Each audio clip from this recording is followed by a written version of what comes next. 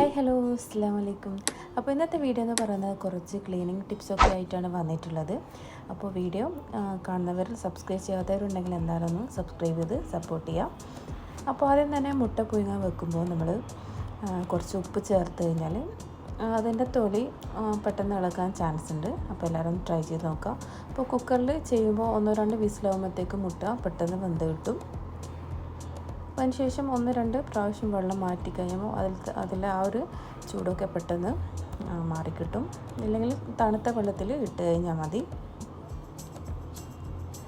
അടുത്ത ടിപ്സ് എന്ന് പറയുന്നത് നമുക്ക് തൊലി പെട്ടെന്ന് ഇളകി വരാൻ ചിലപ്പോൾ ചാൻസ് കുറവായിരിക്കും. അപ്പോൾ ഈ ഒരു രീതിയിൽ ചെയ്ത് കഴിയുമ്പോൾ നമ്മൾ മുട്ടേൻ്റെ തൊലി പെട്ടെന്ന് ഇളകി വരും.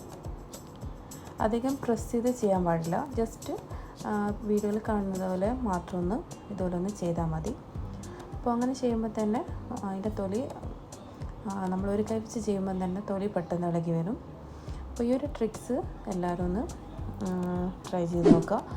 പലരും പല രീതിയിൽ ഇതുപോലെ തന്നെ മുട്ടേനെ തൊലി ഇളകി മാറ്റുന്നുണ്ട്. അപ്പോൾ ഈ ഒരു രീതിയിൽ ചെയ്തപ്പോൾ നല്ല യൂസ്ഫുള്ളായിട്ട് തോന്നി.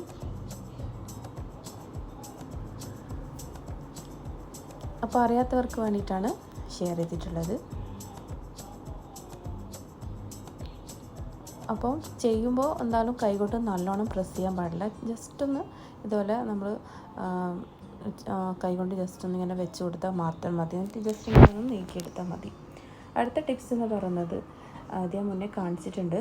ഇപ്പോൾ ഫിഷും ചിക്കനും ഒക്കെ കഴുകുമ്പോൾ നമുക്ക് ആ ഒരു സ്മെല്ലുണ്ടാകും. അപ്പോൾ അതിന് വേണ്ടി കുറച്ച് വിനിഗറിട്ട് കഴുകിയെടുത്താൽ മതി.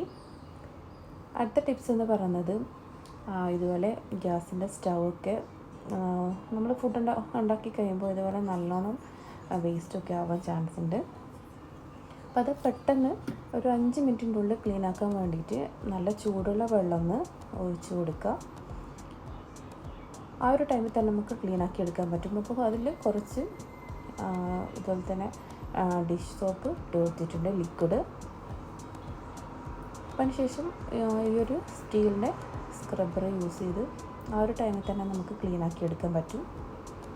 അപ്പോൾ ചൂടുവെള്ളം ഒഴിക്കുന്നതുകൊണ്ട് തന്നെ ആ ഒരു സ്റ്റെയിനൊക്കെ നല്ലോണം പൊതിർന്നിട്ടുണ്ടാവും. അപ്പോൾ ആ ഒരു രീതിയിൽ ചെയ്യുമ്പോൾ പെട്ടെന്ന് നമുക്ക് ക്ലീൻ ആക്കി എടുക്കാനും നല്ല ഈസിയാണ്.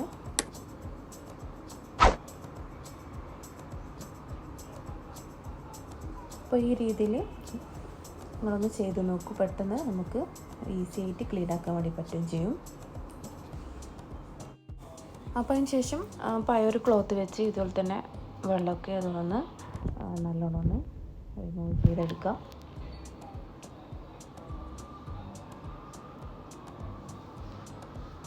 അപ്പോൾ ഇങ്ങനെ ചെയ്ത് കഴിയുമ്പോൾ നമുക്ക് ഫുഡ് ഉണ്ടാക്കി ആ ഒരു ടൈമിൽ തന്നെ പെട്ടെന്ന് ക്ലീനാക്കി എടുക്കാൻ പറ്റും.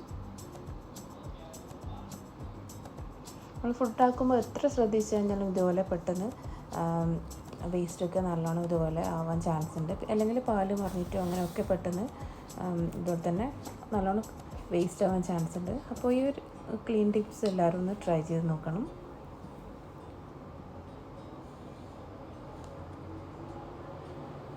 അപ്പോൾ നല്ലോണം ക്ലീൻ ആക്കിയതിന് ശേഷം അടുത്തത് നല്ലോണം ഒന്നും കൂടെ നല്ലോണം ബ്രൈറ്റ്നസ് കിട്ടാൻ വേണ്ടിയിട്ട് അപ്പോൾ ഈ ഒരു ടിപ്സും കൂടെ എല്ലാവരും ഒന്ന് ട്രൈ ചെയ്ത് നോക്കുക. കുറച്ച് ഓയിൽ സാധാരണ നമ്മൾ യൂസ് ചെയ്യുന്ന ഓയിൽ കുറച്ച് ഒഴിച്ചതിന് ശേഷം ഒരു ടിഷ്യൂ പേപ്പർ വെച്ച് നല്ലോണം ഇതുപോലെ എല്ലാ സൈഡിലും നല്ലോണം തുടച്ചെടുത്ത് നോക്കുക.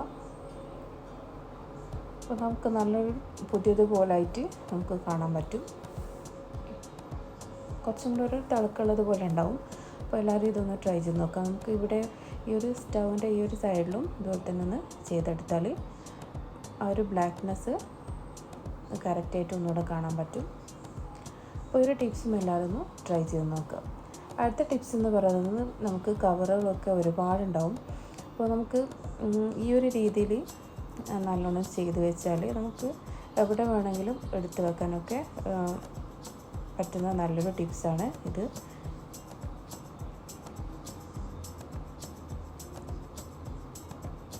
അപ്പോൾ ഞാൻ കുറച്ച് കവറുകൾ എടുത്തിട്ടുണ്ട്. അപ്പോൾ ഈ രീതിയിൽ എല്ലാവരും ഒന്ന് ഫോൾഡ് ചെയ്യുക.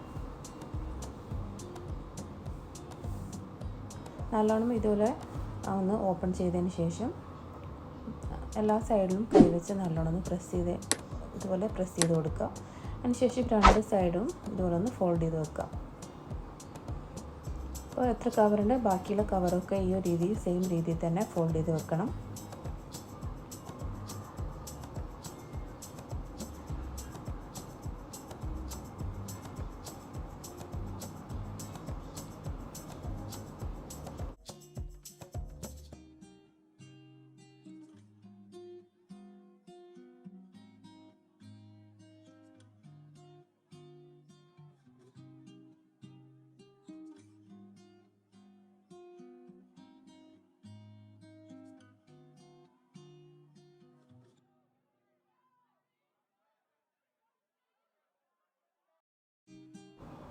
അപ്പോൾ എല്ലാ കവറും അതുപോലെ ഫോൾഡ് ചെയ്ത് വെച്ചിട്ടുണ്ട്. അതിന് ശേഷം ഏറ്റവും വലിയൊരു കവർ എടുത്ത് ഇതുപോലെ ഒന്ന് ഫോൾഡ് ചെയ്ത് കൊടുക്കാം. അതിന് ശേഷം ബാക്കിയുള്ള കവറിൽ ഒരു കവർ എടുത്തതിന് ശേഷം ഇതുപോലെ അതിൻ്റെ താഴത്ത് വെച്ച് ഇതുപോലെ ഒന്ന് പ്രസ് ചെയ്ത് ഇങ്ങനെ ഫോൾഡ് ചെയ്തെടുക്കാം. അപ്പോൾ അടുത്തതും ഈ രീതിയിൽ തന്നെ ഫോൾഡ് ചെയ്തെടുത്ത് കഴിയുമ്പോൾ നല്ല രീതിയിൽ തന്നെ നമുക്ക് എവിടെ വേണമെങ്കിലും കവറൊക്കെ സൂക്ഷിക്കുന്ന നല്ല ഒരു ടിപ്പാണിത്.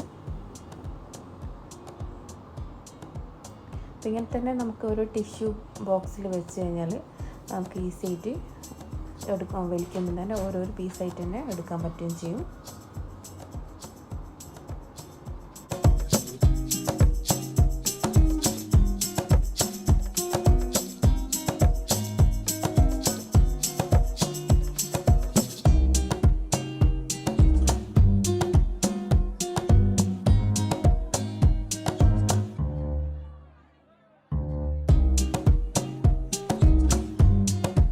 അടുത്ത ടിപ്സ് എന്ന് പറയുന്നത് ഞാൻ ഇതുപോലെ ഷൂം ചപ്പൽസൊക്കെ ക്ലീനാക്കി എടുക്കുന്നത് വാഷിംഗ് മെഷീനിൽ ഇട്ടിട്ടാണ്. അപ്പോൾ എല്ലാം കൂടെ ഇട്ടിട്ടുണ്ട്. കളർ കഴിയുന്നത് നമുക്ക് ഒഴിവാക്കാം. അപ്പോൾ അതിലേക്ക് കുറച്ച് വിനിഗർ ചേർത്തിട്ടുണ്ട്. 2 ടേബിൾ സ്പൂൺ വിനിഗർ ഒഴിച്ചു കൊടുക്കുന്നുണ്ട്. പിന്നെ അതിലേക്ക് ബേക്കിംഗ് സോഡ ചേർക്കുന്നുണ്ട്. അതുപോലെ തന്നെ 2 സ്പൂണിലോ 1 സ്പൂണിലോ ബേക്കിംഗ് സോഡ എടുക്കാം. ഞാൻ ഇപ്പോൾ 1 സ്പൂണിലാണ് ഇട്ടിട്ടുള്ളത്. അതിനുശേഷം അതിലേക്ക് നല്ല തിളച്ചിട്ടുള്ള വെള്ളം കുറച്ച് ഒഴിച്ച് കൊടുക്കുന്നുണ്ട്. ഒരു കെറ്റിൽ ചൂടാക്കിയിട്ട് ആ ഒരു രീതിയിലാണ് 1 ലിറ്റർ വെള്ളം ചൂടാക്കിയിട്ട് അത് അങ്ങനെ തന്നെ ഒഴിച്ച് കൊടുത്തിട്ടുണ്ട്. പിന്നെ അതിലേക്ക് സാധാരണ നിങ്ങൾ അലക്കുന്ന എത്ര വെള്ളം ആ ഒരു ക്വാണ്ടിറ്റിനനുസരിച്ച് എത്ര വേണമെന്ന് വെച്ചാൽ ആ രീതിയിൽ വെള്ളം ഒഴിച്ചിട്ടാണ് പിന്നെ അലക്കേണ്ടത്.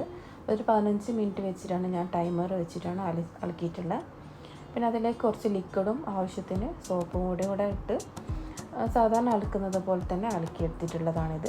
അപ്പോൾ അലക്കിയിട്ടുള്ള ആ ഒരു രീതിയിലാണ് നിങ്ങളിപ്പോൾ കണ്ടുകൊണ്ടിരിക്കുന്നത്. ഇപ്പോൾ ഇത് ഡ്രൈ ആയതിന് ശേഷമുള്ള രീതിയാണ് ഇപ്പോൾ കാണിക്കുന്നത്.